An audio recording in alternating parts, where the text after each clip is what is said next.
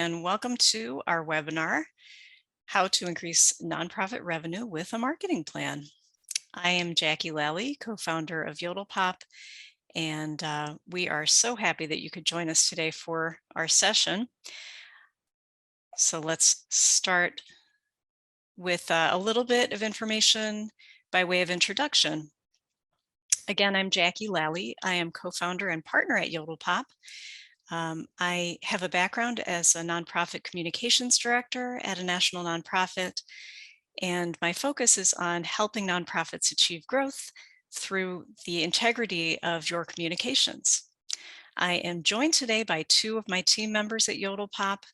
We have with us Camille Weiner, who is my co-founder at Yodelpop, who is here on the call and will be mostly listening, but joining in for the Q&A session as well.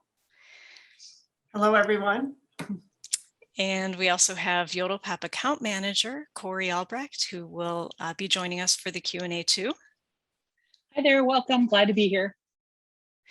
So great, so let's dive in.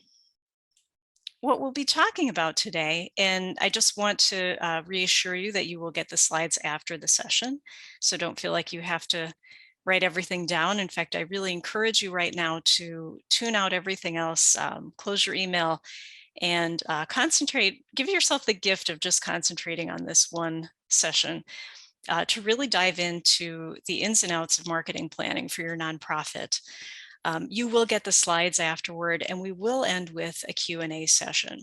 But before we get there, let's talk about why you should create a marketing plan, what the rationale is for your organization, how to start to analyze your budget, how to establish goals for your marketing, the importance and process of creating personas, creating a game plan for your organization's marketing, and then next steps after the session. So that's the basic structure of how we'll be picking apart this process of creating a nonprofit game plan that's really geared around maximizing the revenue that your nonprofit can be bringing in from all of your activities, revenue generating activities. Why create a marketing plan? Well, you're here because you want to create a marketing plan, but a lot of times it's useful to understand the rationale behind creating a marketing plan for your nonprofit so that you can make that case with your other team members, and also understand the different facets of this process. So the benefits of creating a marketing strategy ahead of diving into your activities include starting with setting and achieving goals that support the organization's budget. So you have alignment across different teams within your organization. And basically the bottom line is you get more support for your marketing efforts. And you also make sure that you're increasing your organization's reach and brand awareness because that's a really important part of your marketing. It's a foundation of your marketing. Other reasons to create a marketing strategy ahead of diving into activities are that you're going to be using your content to get found by people who are really ready to engage with the organization. So you're paving the way for engagement with the organization, not just doing a lot of activity kind of for activity's sake or because you've always done it that way. You're also creating momentum and stability with your organization's marketing strategy so that you don't have to do this kind of reinvent the wheel every single year or every single marketing cycle. You can create a plan with a really good foundation, a really good rationale behind it so that you can just carry that forward. And finally, creating delight and alignment across your organization's internal stakeholders. These are all good reasons to create a marketing plan for your organization. It could also be summed up as, the saying from Kenichi Ohmae, the organizational theorist, rowing harder doesn't help if the boat's headed in the wrong direction. We can work so hard as nonprofit marketers, and really we need it to pay off. We need to be going in the right direction, otherwise we're wasting our efforts. What we know is that high digital maturity nonprofits are twice as likely to say that revenue from foundations increased during the pandemic, which is, I think, something we probably most of us had a sense of, but this is confirmed with data from research done by Salesforce. And a digital maturity organization is an organization that can use data to make decisions, reach new audiences, personalize their communications, and forecast fundraising income. So they are able to use data in those ways. Organizations like this have seen an increase in their ability to fundraise. So having that data and using marketing data, as which we'll talk about as being a key component, really a basis for your marketing plan, is also going to increase your ability to fundraise. I also want to cite some information and a quote from Jennifer Goodsmith, who was the VP of Mission Advancement at the Anti-Cruelty Society, a really great nonprofit with a history of doing good. She addressed the AMA Nonprofit and Cause Marketing Conference this year. And one of the amazing insights that I took away from what she said was that the Anti-Cruelty Society was up fundraising by 26 years over a 2-year benchmark. And that it's not about PR. She really wasn't saying, hey, we did a great job of just getting the media interested in our work, getting people, in general, kind of excited about the work. It really was about having a marketing plan and implementing that marketing plan. So finally, the final point that I want to touch on in really understanding the rationale behind the marketing plan as a tool is that as nonprofits were forming their budgets and their plans for this year in anticipation of the world economy really reopening and looking at operating in an environment of uncertainty, over half of the respondents of the survey done by the TAP Network and TechSoup showed that these organizations did not have a formal digital marketing plan.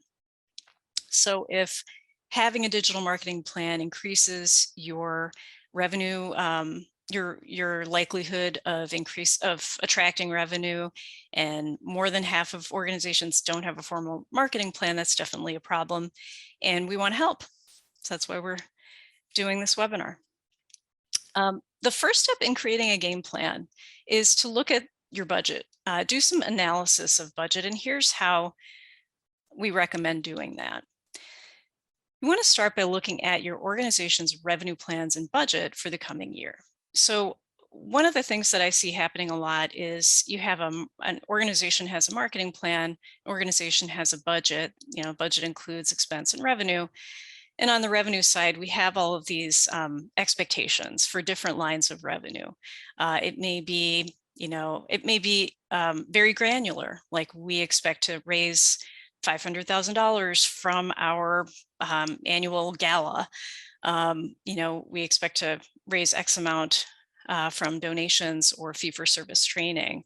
And then on the marketing side, you have a granular budget that spells out, or a granular marketing plan that spells out things like, how often we're going to post on social media, how often we're going to do PSAs on radio, those kinds of things. But there's a big gap in between. So a lot of what we're going to be working on today is creating the connection between those two isolated pieces of information. You've got your revenue budget expectations. Ideally, from your revenue plans and budget, numbers of people that are expected to be served, attended events, give donations, participate in training. And this is a revenue plan or budget that's issued or at least approved by the organization's leadership.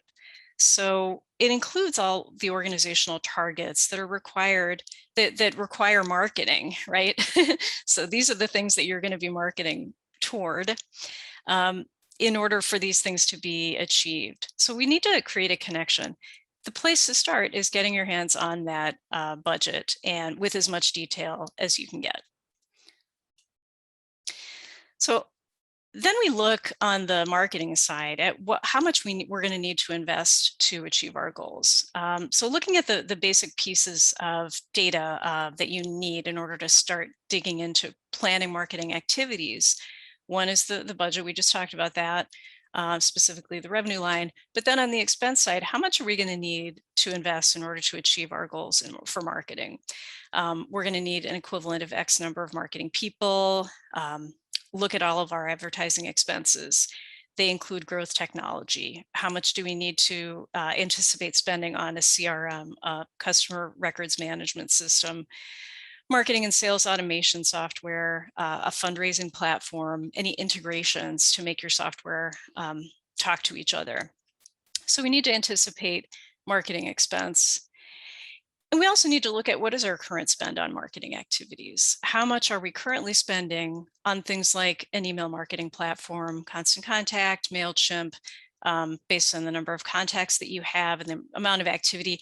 How much are you spending on that on an annual basis? Social media, are you paying for a social media posting platform? What are you paying for web hosting and maintenance? Your CRM or donor management system? What's the advertising budget? Marketing automation software that you might have in place currently? How much are you spending on hiring vendors or contractors to help out?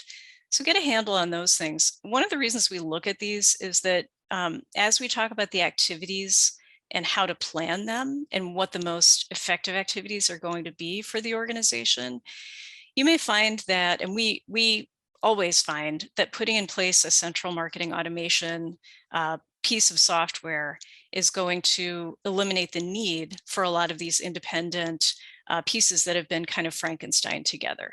So you want to know what you're spending on all those pieces so that you can know how much you can then reallocate for a more efficient marketing automation system or for bringing in outside help that you might need to execute a new approach to your marketing. So again, is there potential to redirect current expenses to more effective marketing technologies and outside support? I guess one more thing, a point that I wanted to make, especially in this hiring environment, is that we're finding that many organizations have unfilled marketing positions. And so it's important to include that as well, to understand we may not be filling these positions, and are we going to, can we leverage that to implement a new marketing approach as well. Finally, what will happen if we don't achieve our revenue goals by X date? Really look at what the consequences are going to be if the numbers on that budget aren't met by a certain date. That helps you create a sense of urgency behind your marketing plan, and really just set dates and concrete goals. That's a really, I think, those are the basics of what we look at when we can, analyze budget considerations before diving in to a marketing plan. And those are the numbers that you want to have in front of you as you start to move forward. So step 2 in creating a game plan for your nonprofit's marketing is to establish goals. Now we're going to talk about what that means and provide you with a process for establishing goals for your marketing. Number 1, we want to start with goals that are SMART, specific, measurable, attainable, relevant, and time-bound. As we create goals, we want all of those criteria to be met so that we can measure success and also just make sure that we're setting goals that we can actually reach. They should be in direct support of the organizational goals that we just talked about. So those goals for revenue for the organization, the marketing goals need to support those, and we're going to show you a couple of tools for making that happen. What we don't want is to set random goals or do marketing for the sake of marketing. One of the things that can be useful in setting marketing goals is past performance and past goals, but we don't want to rely entirely on those things, because that's just doing it the way we've always done it, because we've always done it that way. We always want to feed directly into an organizational goal with our marketing goals. So I think one of the biggest chasms that I see emerging at the nonprofits that we work with is that there are sales goals and there are marketing goals. And as I said, there's a lot of space in between. I think what's really important for marketing people to understand is that sales is different than marketing. And what's really important for people on the development side of an organization to understand is that marketing is different than sales. So sales goals are created based on your organization's budget lines for revenue. For example, you have a line on your revenue budget for fee-for-service training, for consulting, for membership, events, donations. Those are sales goals. So a smart sales goal would be how many trainees or members need to attend in order to meet that fee-for-service line item goal. Okay, how many people do we need to get signed up? A marketing goal is going to be how many leads do we need in our CRM, qualified leads? How many leads are we going to need to produce that many actual trainees? So it's not we're going to market so we can get 50 training attendees. It's we're going to market so we can get 5,000 leads, 10% of whom are going to sign up for, or 500 leads.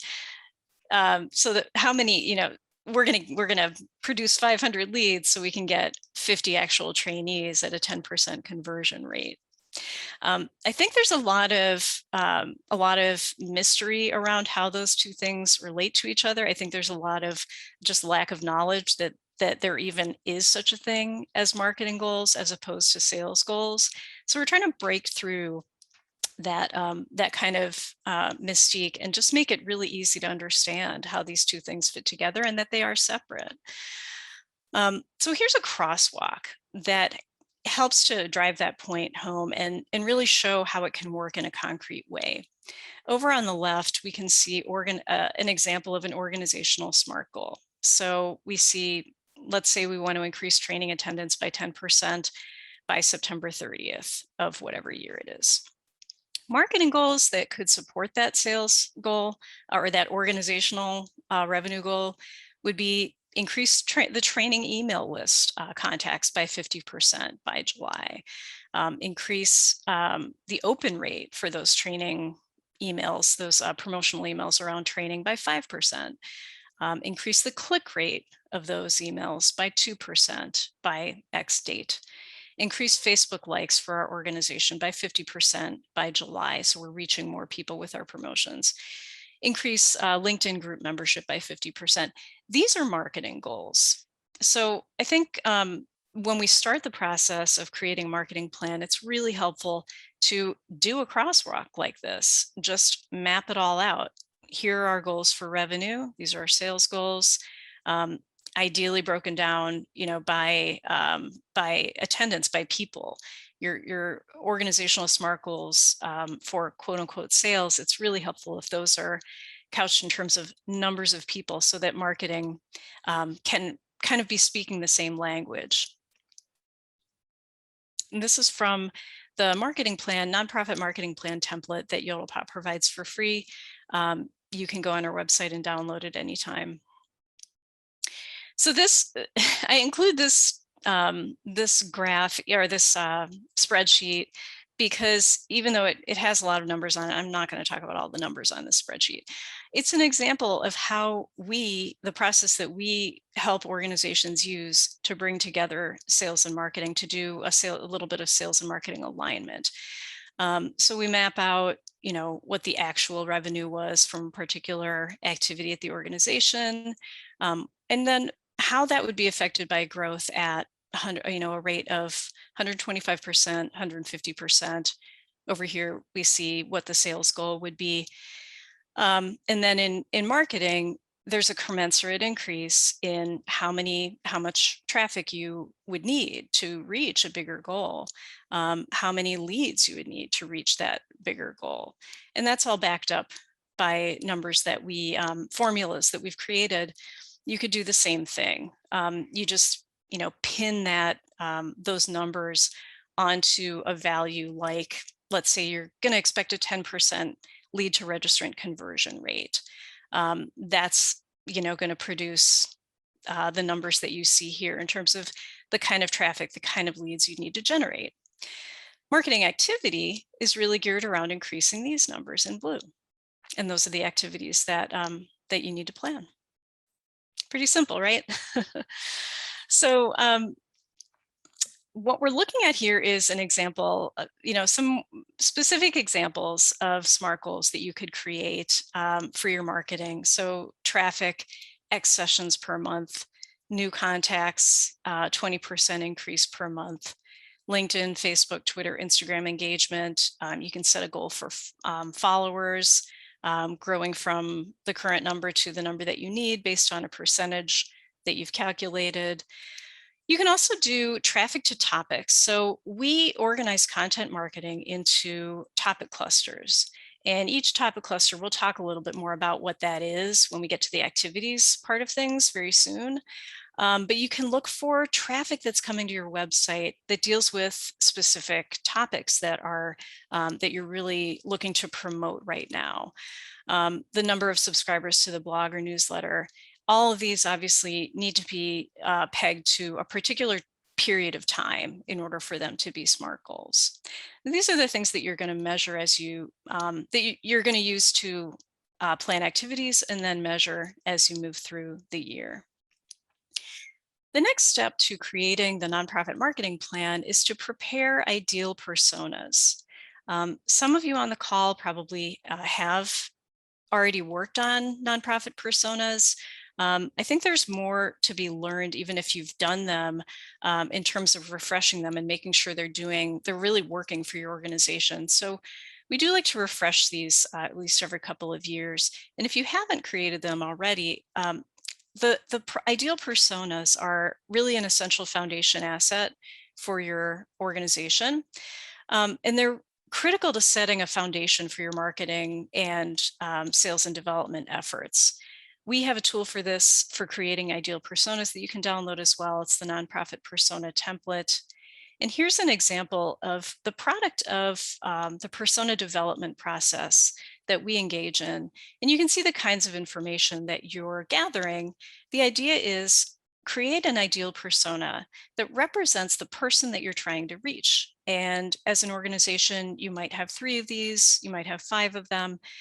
They're going to be differentiated by, really anytime you see a different set of goals, a significantly different set of goals or challenges, or a significantly different set of demographics and roles, like professional roles or personal roles. When you see those differences, then you're going to need a different persona for that person. We're mapping out, really coming to understand each of our types of ideal personas, goals and challenges, so that we can tell our story in a way that reaches them and makes clear what the value is of our organization for what they want to do and what they're interested in and what they're passionate about. Over here, we have information to remind ourselves. This is just an internal document. It's not anything you're going to share outside the organization. But we're cueing ourselves over here to remember, hey, these are the things that we do to help this person meet their goals and challenges. And then at the bottom, there's a space for the client marketing goals. So what is the marketing goal that is most relevant for us to remember for this individual? So that's kind of the outcome. And then a second slide, we usually, convey and capture things like identifiers. What kind of person might this be? Personality characteristics, common objections, things that, reasons that they might not get on board with what you are trying to cultivate them to do with your organization, where they get their information, what kind of day they might have in a day-to-day basis, and then a real quote. So you want to build these personas first. And then the next step to creating the nonprofit marketing plan is to actually map out your activities. I'm sure you've all been waiting with bated breath to get to this part, because this is what people usually think about when they think about making a marketing plan. What are we going to do? But don't skip the earlier steps, because there's kind of no point in planning out activities unless you've built the foundation. So the nonprofit marketing plan should use that we are going to go over today, and the insights that I'm going to share with you are from the inbound marketing methodology. Um, you know, some of you may be familiar with inbound marketing. If you're not, a lot of times inbound marketing gets talked about as content marketing as well, but there's a lot more to the inbound marketing methodology, other than, producing good SEO content. Really, it's about putting the human first. It's about attraction rather than promotion. You're going to attract people to the organization rather than telling them all the great stuff that you're doing right away. Um, you really are working to solve for their needs and challenges, and it focuses on attracting the right visitors and then cultivating relationships with them by providing the content that they're looking for and that's meaningful for them.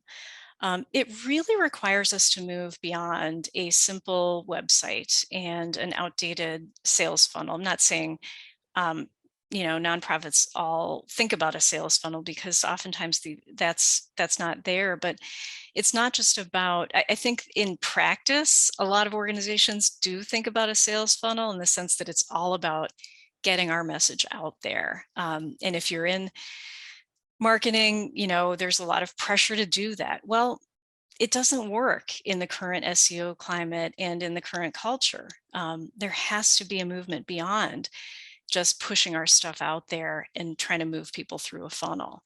It does result in exponential growth that's worth the effort. And it's based on the momentum of what we call the inbound marketing flywheel. The flywheel has continuous movement and momentum. As people engage with your organization, they keep moving.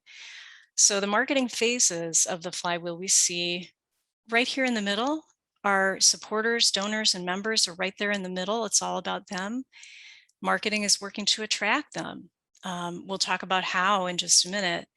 Engage them, and of course, delight them and keep them involved. And the customer phases are on the outside. So strangers, prospects, supporters, promoters.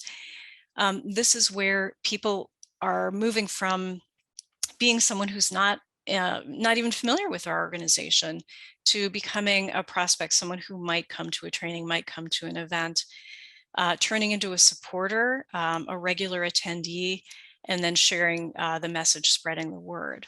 So this is the inbound marketing flywheel. We can see it here again in the middle.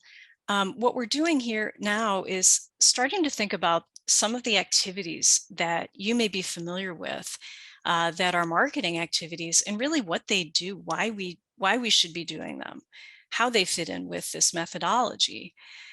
Attracting visitors is what we do by publishing content, blogs, any content on the website, promoting content, and doing promotion of our programs on social media, doing PPC ad campaigns, so using pay-per-click ad technology, whether you have a Google Ad Grants program or are paying for Google advertising, social media ad campaigns, pop-up forums. All of these things are ways of attracting visitors, and then engaging them is where we start to use things like downloadable content, calls to action, email marketing, personalization, segmentation, social engagement, having a chat or chatbot on your site, and then customizing that process of turning, when you're actually working with people that are considering attending your events or training or becoming donors, finessing those materials that you use for that. And then finally, delighting. The activities that are associated with delighting include email marketing, social inboxes, services, knowledge base. There's lots of technology that can be used to actually delight people in the process of meeting their needs once they've gotten involved in the organization. So bottom line is, there is a purpose. There has to be a concrete purpose for every marketing activity, and we need to know what it is. When we plan inbound marketing activities, we plan them strategically, and we break them down into 6 different categories. In this presentation, I'll be talking about inbound marketing activities in the following groups. We'll be talking about content strategy, email marketing, social media, digital advertising, analysis and optimization, and finally, sales and marketing alignment. So content is really the heart of a digital marketing plan. And the foundation of inbound marketing is really centered around creating content that speaks uniquely to your audience and the different stages of the journey that they're going through. Here's a list of a bunch of different types of online content, just to take a look at it, and think about maybe how many of these things are we doing at our organization, and how could they fit in with an inbound marketing strategy. We'll start with pillar pages and topic clusters. I touched on that a little bit. We do a whole separate workshop on this, so we won't get into the details, but the way that SEO works now really requires organizations to publish a long authoritative page called a pillar page on a topic that you have unique expertise on. That's how you're going to succeed at SEO. And you're going to surround that pillar page with smaller pieces of content that link inward to it. So this is meaningful content that answers the questions that your ideal personas are looking to have answered. And the pillar page has specific components to it. It has to have its own navigation, graphics, ideally an embedded video. All of the things that we know make pillar pages succeed. It's not just a bunch of content. And here we're looking at, how that pillar page is surrounded by smaller topics. They can be blogs. I think that probably the easiest thing to talk about is blogs, because that's where we can see, hey, this blog is going to be about a smaller subset of the larger topic. Pillar page is, you've got a pet parent's guide to caring for your dog or cat. That's a long authoritative page touching on basically all the topics that you're going to be curious about as a pet parent. And then here we have a blog on how to know when to take your dog or cat to the vet. So these things are going to be grabbed by people who are doing search. They're going to get an exposure to your expertise, and they're going to become your friend. But this is about the attract part. This is about how do we get found, and this is the basic methodology for that. Premium content is where we go from, hey, you've found us on search because we published some great content that you like, and now you become one of our contacts and we can build a relationship with you. So premium content is something that can be downloaded, or it's really anything that has a form where the contact is going to share their information with you. Backing up all of your content is a content mission statement. This is another one of those foundational pieces that belongs in your marketing plan. A content mission statement is kind of similar to your organization's mission statement. It's the why behind your the creation of your content. So the difference between your mission statement and your content mission statement is the mission statement talks about your organization and why it exists. The content mission statement talks specifically about your content and why you're creating it. So it helps you determine the why before the what. You don't spend a lot of time writing a bunch of blogs, writing a pillar page without understanding what the goal is, because when you understand your content mission statement, you're going to increase your likelihood of getting found by the right people. You're going to set the tone for your entire content marketing strategy with this statement.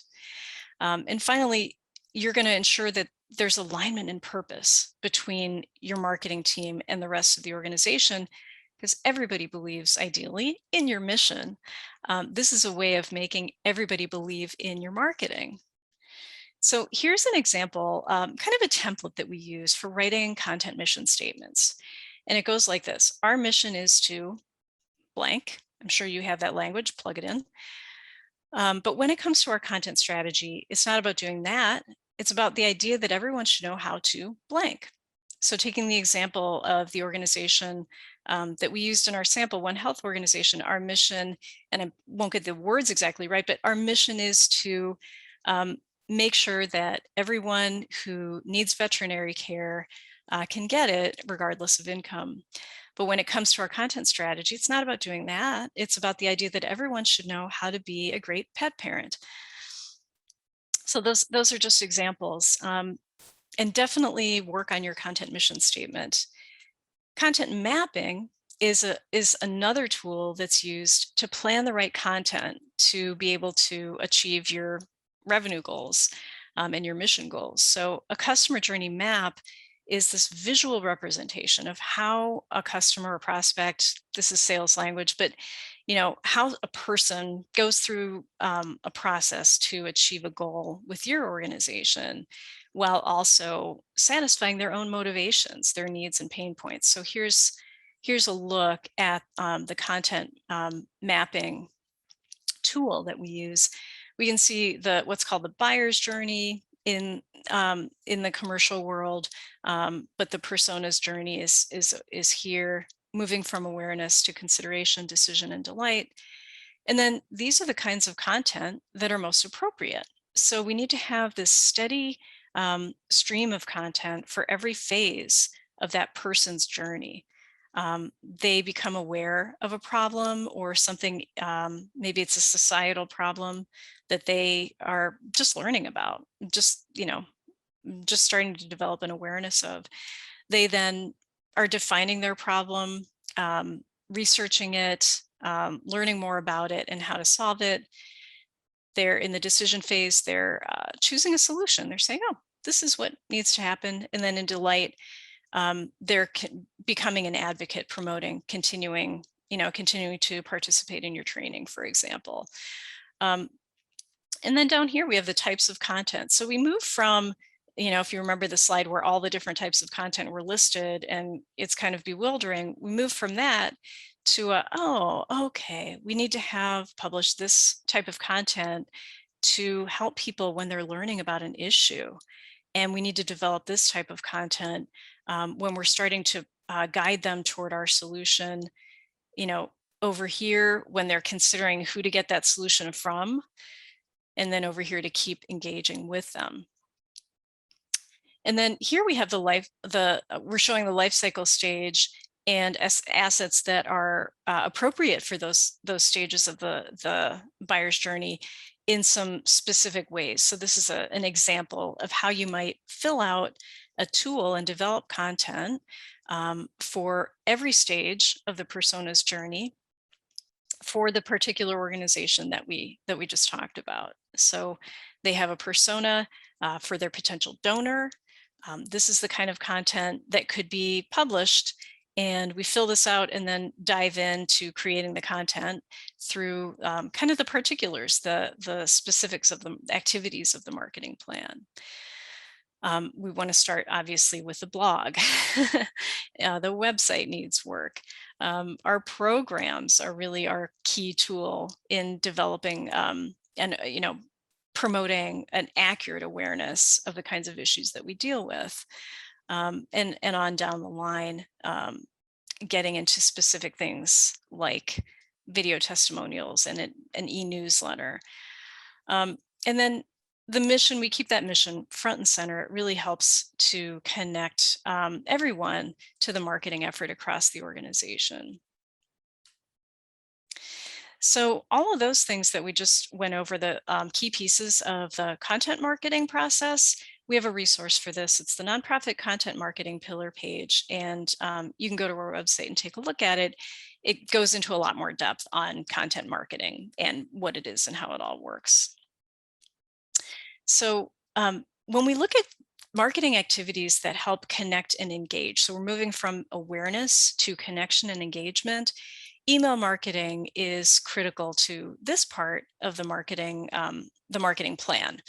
So we engage in email marketing for a couple of different reasons. And for that reason, we have different types of emails that we're going to include in our marketing plan. There's regular content email subscription, often called an e-newsletter. Sometimes we don't use the word e-newsletter. I find that when we talk about e-newsletters, it really kind of reckons back to this, or harkens back to this day when organizations were really expected to just send out news about what they were doing all the time. That's important. People do need to know what you're doing, but what they really need is information that's going to help them with their challenges and goals. So the content that we publish in a regular email, like a monthly email, is really geared, it's really informational and it's really educational. They're going to get something useful right there in their inbox. And yes, there will be a link or two in there to continue that journey and deepen their relationship with the content and with the organization. But the litmus test is, does donor Debbie find value right there in her inbox in what she's getting? Separate from that, we have lead nurturing sequences. So these are workflows, automated workflows that are providing personalized content based on what we know about the person. What have they told us on the forms? What questions have we asked them to answer? So we're going to put them through a lead nurturing sequence where they're going to get a series of emails over time that continues providing relevant content and offers along their journey, and helps build the relationship with them to get them to the point where they are signing up for a training, they are making a donation, they are becoming a member. And then finally, special promotional emails that go out when something big happens. Here's an example of one of the e-newsletters that what an e-newsletter could look like in the content marketing model, the inbound marketing model. So social media is another tool that's really key in this part of the persona's journey with your organization. So we want to plan social media activities that promote shareable content and expand your reach with your social media channels. It's a fine line between promoting content in a promotional way and promoting content in a way that's going to satisfy the challenges and goals of your personas. So, we want to use social media to bring fresh, qualified traffic to the website.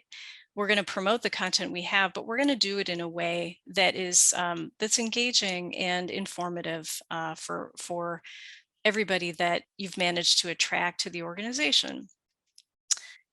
So we're building on that foundation of content marketing by creating social posts that are attractive, interesting, engaging, and bring people to the website for further conversion and further engagement. This is separate from the other activity. There are other kinds of social media activity that are really crucial, like engaging, answering comments, having dialogue, shares, all of those different types of engagement.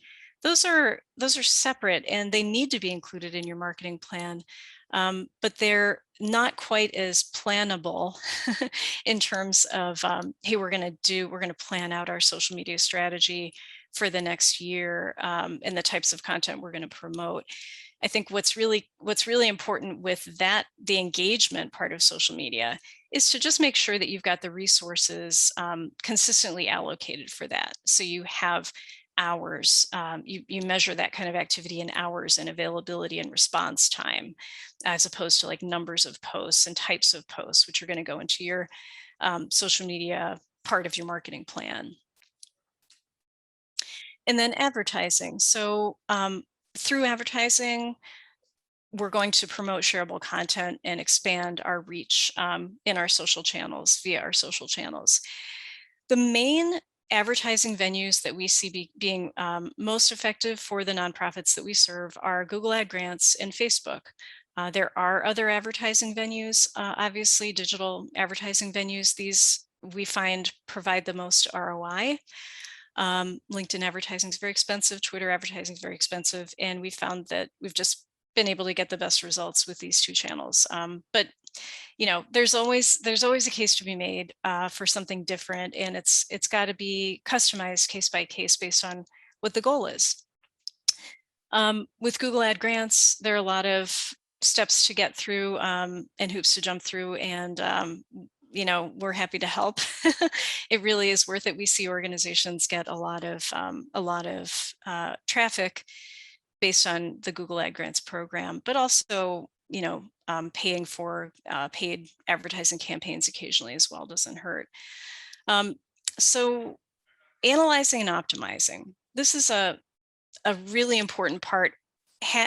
As you've planned out activities for a quarter, for example, for a year, you want to be analyzing and optimizing the performance of those activities at least monthly. So here, when with a monthly, at least monthly analysis, you're going to be demonstrating results and continuously improving your activity. You want to have a team reporting session, reporting on SMART goals and key activities. So look at metrics like traffic, leads, conversion, and specific campaigns. And really brainstorm ideas for how to, if you're not seeing the results that you expected, what could be changed to achieve those results. So as we look at having created a marketing plan and having done analysis, a lot of times the next step is really to start looking at the return on investment. And how do we do that? Well, I want to remind us that sales goals and marketing goals are separate and that they need to be aligned with each other. So sales goals come from the budget, lines of revenue. Marketing goals come from your marketing plan.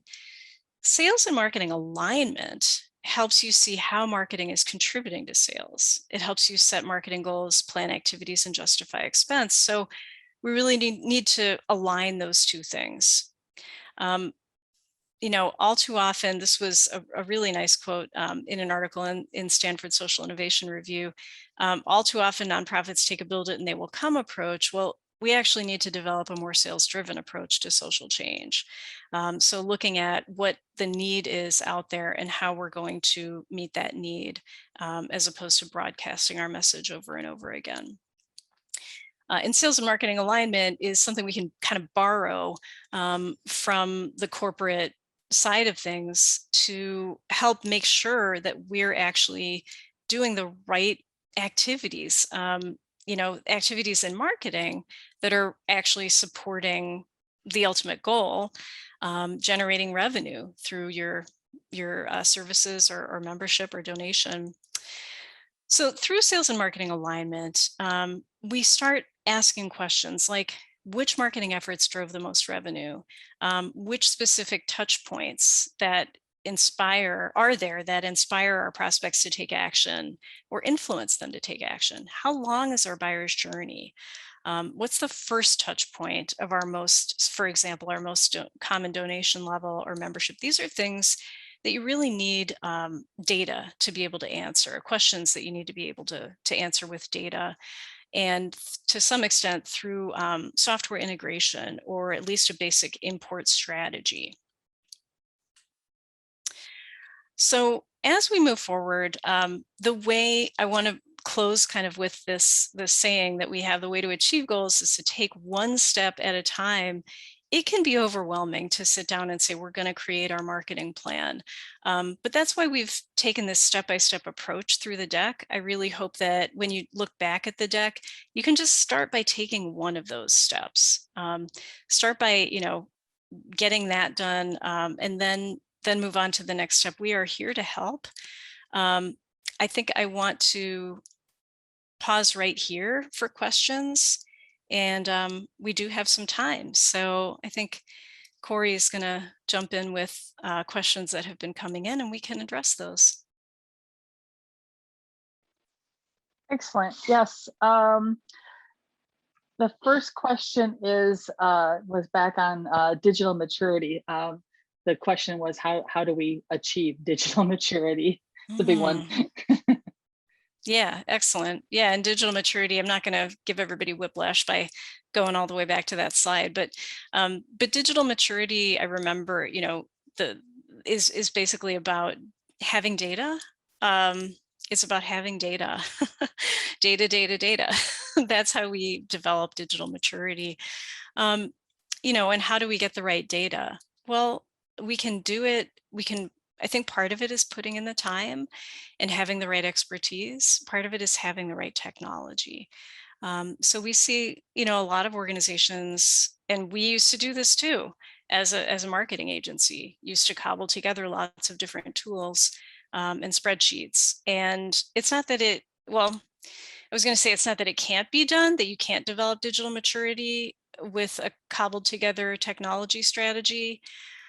It's that it takes more time and more resources, and you end up spending ultimately more money on the people power to do all that. But there actually are a fair number, as I think about it, of data points that you're just not going to be able to get that way. So having the right software technology, I think is really key to digital maturity, and investing in some type of marketing automation tool or software or solution, and partnering with someone who knows how to get you the data that you're looking for and how to analyze it and help you, just work with you as a partner. It takes time to understand the data that you're looking at, and it takes patience to have the right people at the table, I think, to be looking at that data and to help them understand it. I think that's, hopefully that's a satisfying answer. I know it's not like you know, it's not an easy answer. It's Camille. I thought I would just add a little bit to that. Jackie's right. It has a lot to do with data, which kind of goes back to that whole sales and marketing alignment. So it's really, I think the organizational maturity is about, covering, looking at your increasing revenue from a real systems thinking point of view. So you're really wanting to look at the whole feedback loop, and that's where data comes in. Is you get your data and then you're able to use that to inform and tweak and optimize your strategy going forward. And I think it's also about other ways that you're not just taking a one-sided or one-way approach to anything, like, okay, let's just put this stuff out there, but it's also about doing everything in this marketing plan. Being able to get a really understand personas, be able to segment and target your information. So it's really, I think, high level maturity is really about being able to kind of really come at everything from a very holistic place. Mhm. Good point. Great, thanks. The next one was, and I think this came in around the time that you were talking about the advertising. Is when you say Facebook, do you mean all that Facebook owns, such as Instagram? There is definitely a time and a place for Instagram advertising. Instagram, I was actually being very specific about Facebook advertising. Instagram advertising and LinkedIn advertising are both very expensive. Twitter advertising is very expensive.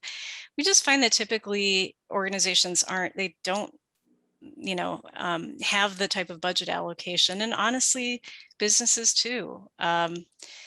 There's not a whole lot of budget allocation for digital advertising, and you just have to be, with Instagram and LinkedIn in particular, very sure that the advertising strategy is worth it.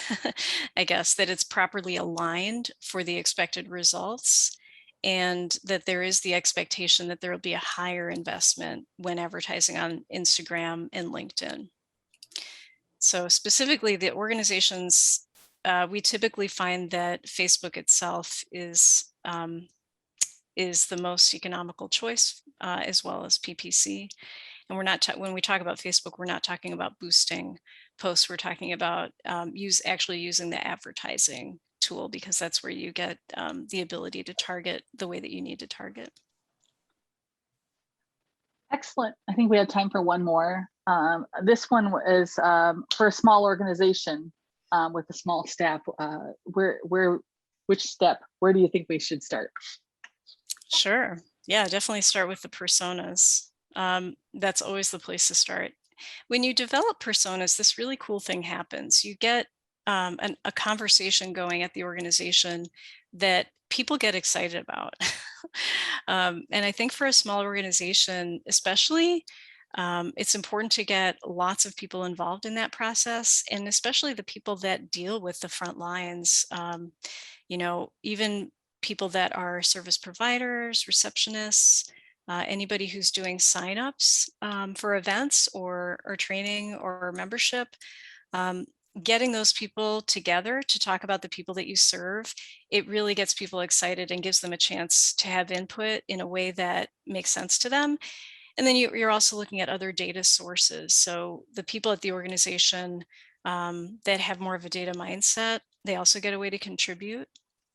So I think as a you know, as in looking at what it's worth investing your time in, personas are a really good investment of time. And you walk away with this guiding resource that you've got consensus on.